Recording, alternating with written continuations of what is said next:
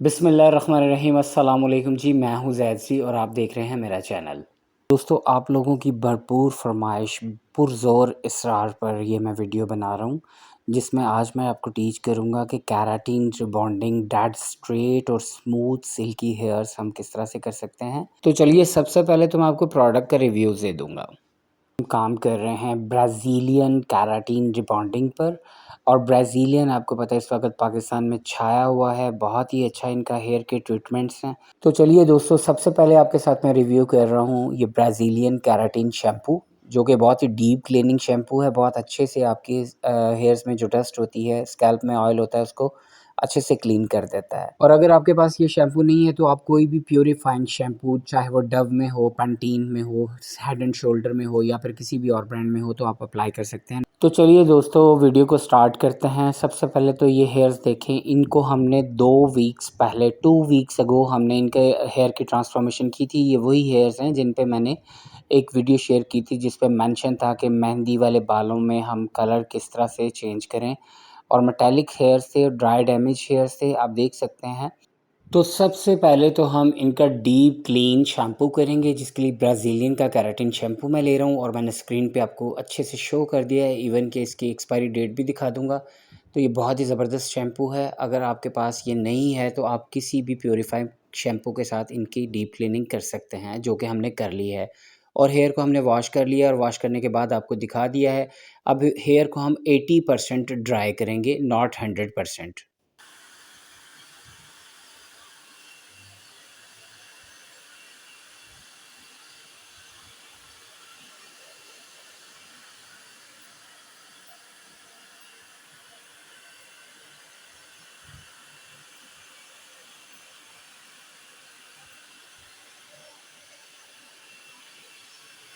और जब हमारी मॉडल के हेयर्स 80% ड्राई हो गए थे, तब हमने लिया है स्टेप नंबर 1, इनकी क्रीम।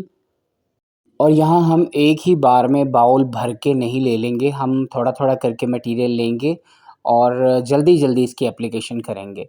और ये देखिए, यहाँ हमने जितना भी मैंने मटेरियल इसके अंदर ऐड किया है, इतना ही आपने मटेरियल जो है वो इसमें से निकाल लेना है।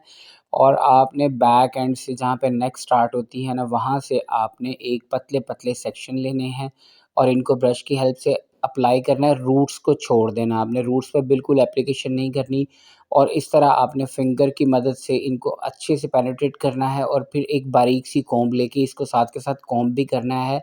वो इसलिए कि जिन बालों में आपका ब्रश नहीं पहुँचता, या जिन बालों में आपकी क्रीम नहीं लगती, सम टाइम ऊपर लग जाती है, नीचे नहीं लगती, तो कॉम्ब से वो सारा बैलेंस हो जाता है और एक-एक हेयर के अंदर तक ये जो है मटेरियल लग जाता है। और देखें, हम हर स्टेप के साथ इसको कॉम्ब कर रहे हैं, ताकि अच्छे से एक-एक बाल के अंदर तक ये क्रीम जो है वो लग जाए, और फिर बाद में हम उसे अच्छे से स्मूथ वे में कॉम्ब करके पेनिट्रेशन भी कर लेंगे। तो इस तरह आपने स्टेप बाय स्टेप आगे बढ़ते जाना है, नीचे से आपने नैप एरिया की तरफ जाते जाना है और पतले-पतले सेक्शन लेते जाना है। यहाँ मैं एक बात क्लियर कर दूँ, अगर आप मोटे-मोटे सेक्शन लेंगे ना, तो आपकी रिबॉन्डिंग केराटिन मज़े की नहीं होगी। मतलब कहीं से आपका वेव आएगा और कहीं से वो स्ट्रेट हो जाएँगे। तो आपको भी जितने पतले सेक्शन लेंगे, आपको मटेरियल की कंजूसी यहाँ पे नहीं करनी है। आपको मटेरियल भी आपको खुले दिल से यूज़ करना है, और काम भी आपको बहुत ही मेहनत से करना है, छोटे-छोटे सेक्शन लेके। ये देखें, 3 गर्ल्स जो हैं वो एक साथ लगी हुई हैं, ताकि हम बहुत ही बारीक वे में छोटे-छोटे पोर्शंस को भी अच्छे से कवर अप कर सकें। तो इस तरह हमने सारे हेड पे इसकी एप्लीकेशन करते जानी है। और यहाँ एक बात मैं बहुत ही क्लियर बता दूँ कि रिबॉन्डिंग ऐसा एक ट्रीटमेंट है, या केराटिन एक ऐसा ट्रीटमेंट है, कि इसका कुछ नहीं कहा जा सकता कि कितने मिनट्स एक हेड पे आएँगे। तो यहाँ देखें, हमने जैसे ही एप्लीकेशन की है, 15 मिनट भी नहीं अभी हमें गुज़रे थे। अभी हम ऊपर एप्लीकेशन कर रहे थे, तो नीचे वाले बाल जो हैं वो रिबॉन्डिंग होना स्टार्ट हो गए थे। और आप ये देखें, इसका अच्छा तरीका ये है कि आप नॉट लगा लें। अगर आपकी नॉट खुल जाती है तो अभी प्रोसेसिंग बाकी है, और अगर आपकी नॉट टाइट हो जाती है तो ये समझे कि आपके वो बाल अच्छे से रिबॉन्ड हो गए हैं। तो उनको आप जो है फिर पानी के साथ केमिकल उनके ऊपर से रिमूव कर दें। एक बाउल में पानी लेके आप हैंड की मदद से उसके ऊपर थोड़ा-थोड़ा अगर पानी अप्लाई कर देंगे ना, तो केमिकल असर करना छोड़ देगा।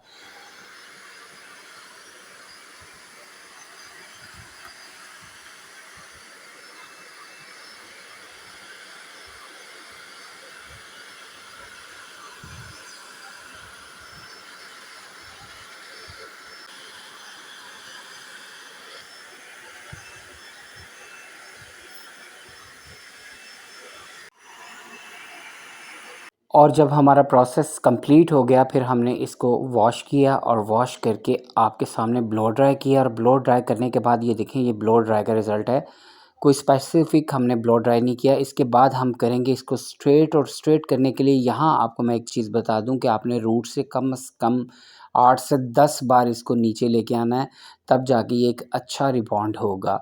और आपकी रिबॉन्डिंग में सबसे मेन चीज़ जो मैटर करती है ना वो आपका आयरन है कि आप किस कदर महारत से और किस कदर टाइम लगा के एफ़र्ट करके एक-एक लेयर को 10 से 12 बार जब तक आप स्ट्रेट नहीं करेंगे आपकी अच्छी रिबॉन्डिंग नहीं होगी, इट्स फाइनल। बल्कि यकीन मानें अगर आपके पास टाइम हो तो आप 14 से 15 बार एक लेयर को ज़रूर स्ट्रेट किया करें।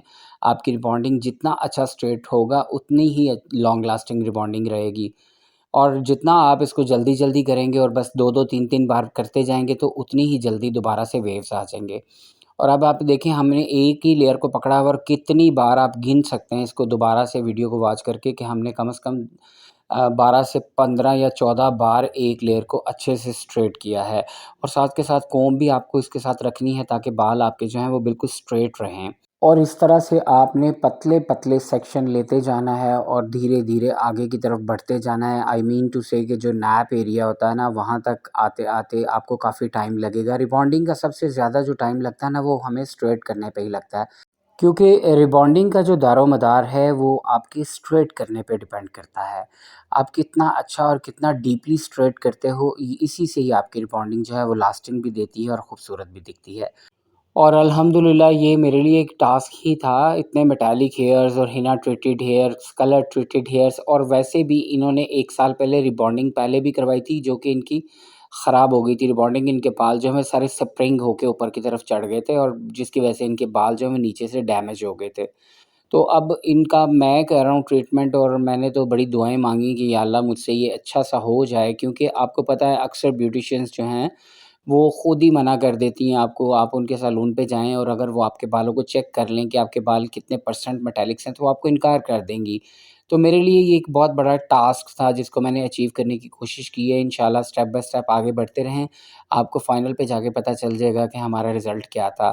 तो इस तरह से आपने सारे बालों को अच्छे से स्ट्रेट करना है, इस प्रोसेस में आपको 2 से 3 घंटे भी लग सकते हैं, क्योंकि ये जल्दी-जल्दी करने वाला काम नहीं है। इसको आपको बहुत ही सुकून से, बहुत ही प्यार से, बहुत ही तवज्जो से करना होगा और साथ के साथ ये भी देखना होगा कि आयरन आपने कहीं स्टॉप नहीं करना, वरना आयरन का जो पैच होता है ना, वो फिर फ्रेश केमिकल के ऊपर अगर पैच आ जाए, तो वो काफ़ी मुश्किल होता है उसको फिर दोबारा से क्लियर करना। और ये देखें मैंने थोड़ी-सी वीडियो अपनी भी बना ली है काम करते हुए, तो मैंने कहा चलें कभी-कभार खुद को भी मैं आप सबके सामने थोड़ा-सा एंटरटेन कर लूँ।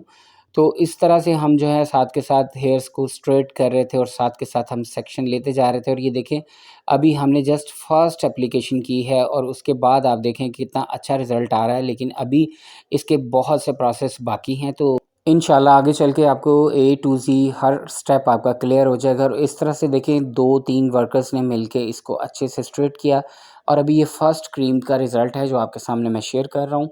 अभी इसके ऊपर हम जो है वो फिक्सर अप्लाई करेंगे जो कि हमारा थर्ड स्टेप है। तो आप सोच रहे होंगे कि सेकंड स्टेप कहाँ स्किप कर दिया? तो सेकंड स्टेप में मास्क था और मास्क हमारे पास ब्राज़ीलियन ब्रांड का नहीं था और फिर हमने लोकल मास्क इनको अप्लाई किया था वॉशिंग यूनिट पे ही।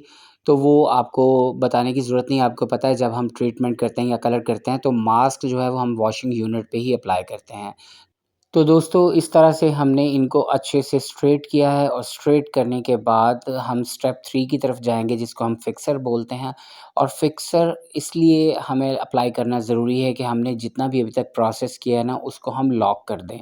जैसे हम फाउंडेशन को लॉक करने के लिए ट्रांसलूसेंट पाउडर या कॉम्पैक्ट पाउडर अप्लाई करते हैं, तो इसी तरह रिबॉन्डिंग में फर्स्ट एप्लीकेशन जो है वो आपके बालों का बॉन्ड तोड़ती है, वो तो आपको एक इलास्टिसिटी देती है। लेकिन इलास्टिसिटी के बाद उसको कायम रखना या उसको लॉन्ग लास्टिंग रखने के लिए हमें फिक्सर भी अप्लाई करना है। तो ये देखिए ये फिक्सर अप्लाई करने के पहले का रिज़ल्ट। तो होपफुली कि अभी तक जितना भी हमने वर्क किया आपको पसंद आया होगा और ये बहुत ही नेचुरल वे में मैं आपको दिखा रहा हूँ। किसी किस्म का कोई फ़िल्टर-विल्टर, लाइट-वाइट नहीं है। बहुत ही मोबाइल की जो बस जस्ट टॉर्च लाइट होती है उसी में आपको सारा दिखा रहे हैं। उसके बाद हम इसको फिक्सर अप्लाई करेंगे जिसके लिए हमने लिया है बीसी प्लस का ही स्टेप 3 ट्रीटमेंट और ये स्टेप 3 देखें ऊपर मेंशन है। इसको हम फिक्सर बोलते हैं और इससे हम इनके बालों की लास्टिंग को एक्सटेंड करेंगे, यानी कि इसे लॉन्ग लास्टिंग करेंगे। तो ये फिक्सर भी हमने उतनी ही क्वांटिटी में लेना है, एकदम से भर-भर के बॉल नहीं ले लेना। तो इसको भी हमने सेम वे में, सेम मेथड के साथ जैसे हमने फर्स्ट एप्लीकेशन की थी, उसी तरह ही इसको पतले-पतले सेक्शन लेके थिन सेक्शन के ऊपर आपको अच्छे से इसको अप्लाई करना है और फिर फिंगर की मदद से आपको वेल पेनिट्रेट करना है ताकि आपके एक-एक बाल के अंदर तक ये केमिकल जो है वो पहुँच जाए। और इस तरह से आपने इनको लेयर बाय लेयर करते जाना है और इसको छोड़ते जाना है और कोशिश करनी है कि बाल आपके स्ट्रेट रहें। और सेम मेथड के साथ आपने कोम्ब भी करते जाना है और कोम्ब करके इसको नीचे की तरफ आपने बिल्कुल स्ट्रेट करते जाना है, जैसा कि अभी हम कर रहे हैं। अच्छा, यहाँ मैं एक और बात आपके साथ शेयर करना चाहूँगा जो मेरे लिए थोड़ी-सी आज प्रॉब्लम बनी थी, वो ये कि इनके बाल जो थे वो हिना ट्रीटेड भी थे और मेटालिक्स भी थे और रिबॉन्डिंग भी इनकी ऑलरेडी हो चुकी हुई थी। तो ऐसी कंडीशन में आपको यहाँ बहुत ही ध्यान रखना होगा, या तो फिर आपके बाल फ़ौरन स्प्रिंग हो जाएँगे और या फिर आपके बाल अगर बहुत ही स्ट्रॉन्ग हुए तो अच्छे तरीके से आप अपना काम कंप्लीट कर लेंगे। लेकिन इनके बाल जो हैं वो लेंथ से स्प्रिंग होना स्टार्ट हो गए थे, तो हमने जल्दी से उस पोर्शन को जहाँ से स्प्रिंग हो रहे थे सिंपल वाटर के साथ उसको क्लीन कर दिया था केमिकल को। क्योंकि जो हेयर्स इनके ज़्यादा मेटालिक्स थे और जिन पे ज़्यादा डैमेजेस थे ना, वहाँ से वो स्प्रिंग होना स्टार्ट हुए थे, तो हमने उस पोर्शन को फ़ौरन पानी की मदद से जो है वो क्लीन कर लिया था। बाकी हेयर्स इनके फ़ाइन थे, उनमें मेटालिक्स कम थे। तो जब हमने ओवरऑल पूरे हेड पे फिक्सर अप्लाई कर दिया था, उसके बाद हमने फाइनल पे जाके जो बाल स्प्रिंग हुए थे ना, उसको हमने थोड़ी-सी बस एप्लीकेशन करके जल्दी-जल्दी कोम्ब करके तो उनको बैलेंस कर लिया था। और मैं इसलिए आपके साथ ए टू ज़ी शेयर करता हूँ क्योंकि मुझे झूठ बोलने की आदत नहीं है, मैं जो भी करता हूँ, वो बिल्कुल ट्रूली आपके साथ शेयर करता हूँ क्योंकि ये जो मेरी मॉडल हैं, ये मेरी स्टूडेंट हैं, ये मेरे पास कोर्स कर रही थी। तो अगर मैं यहाँ वीडियो में एक भी झूठ बोल देता अपनी बल्ले-बल्ले करवाने के लिए, तो ये बंदी तो गवाह होती ना कि इस तरह हुआ था और सर ने ये क्यों नहीं वीडियो में बताया। तो मैं आपके साथ ईमानदारी से एक-एक चीज़ शेयर करता हूँ जिसको ये लड़की खुद भी एडमायर करेगी। और इसके बाद हमने ना इस क्रीम को अप्लाई करके तकरीबन 25 मिनट्स के लिए छोड़ दिया था, बल्कि 30 मिनट्स के लिए भी आप छोड़ सकते हैं और फिर इसको हमने ब्लो ड्राई किया। फिक्सर अप्लाई करने के बाद आपने इसको वॉश नहीं करना, आपने इसको 30 मिनट्स या 40 minutes according to hair structure आपने टाइम देना है। उसके बाद हमने बीसी प्लस का हेयर सीरम लिया जिससे इनके बालों में काफ़ी स्मूथनेस आ गई थी और इसके बाद हमने अच्छे से इसको अप्लाई किया, सेमी वेट हेयर्स में आपने अप्लाई करना है। इसको फुल ड्राई करके अप्लाई नहीं करना, हल्के से आपके बाल मॉइस्चराइज़ी हों, हल्के से वेट हों जिसे सेमी वेट कहते हैं। और इस तरह से आपने रूट्स छोड़ के सारे बालों में अच्छे से सीरम अप्लाई कर देना है और सीरम हमने एक बार नहीं 3-4 बार हाथ पे लेके इनको अप्लाई किया था क्योंकि इतने ज़्यादा बाल थे, थोड़े से सीरम से तो इनका गुज़ारा नहीं हो सकता था। तो हमने तकरीबन फुल जो बॉटल थी ना, उसमें 25% जो सीरम था वो इनको अप्लाई कर दिया था और अप्लाई करने के बाद फिर से हम इसे ब्लो ड्राई करेंगे ताकि सीरम जो है वो अच्छे से ड्राई हो जाए। और अब तकरीबन 5 टू 10 मिनट्स के लिए इसको छोड़ देंगे और फिर ब्लो ड्राई करेंगे।